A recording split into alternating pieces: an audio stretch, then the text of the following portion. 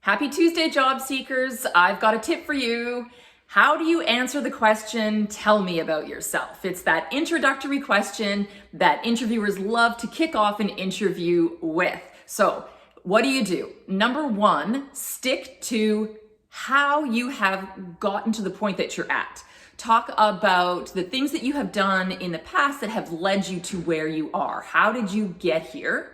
Stick to what you're passionate about, what really kind of gets you fired up, and genuinely fired up, because that will shine through in that intro and really kick off the interview nicely.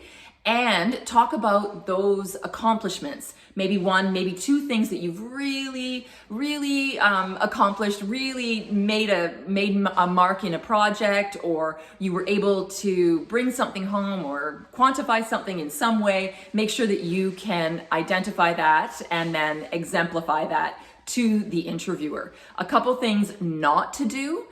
Avoid negativity. Do not talk about how your manager was grumpy or you don't like the HR person in your previous role. Stay away from all of that stuff. There's definitely not in an interview in general, and absolutely not during the kickoff. Tell me about yourself. Stay positive. Use positive language. And then the other thing to avoid is recapping your resume.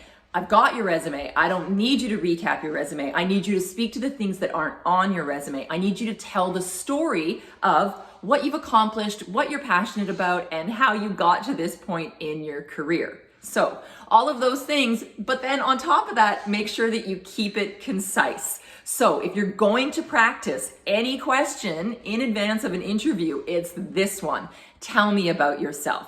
Keep it brief. Keep it positive. Don't recap your resume. Focus on those passions and accomplishments and tell the story of how you got here. That's the best way to answer that intro question. I'm Christina Stewart, and I'll see you next week.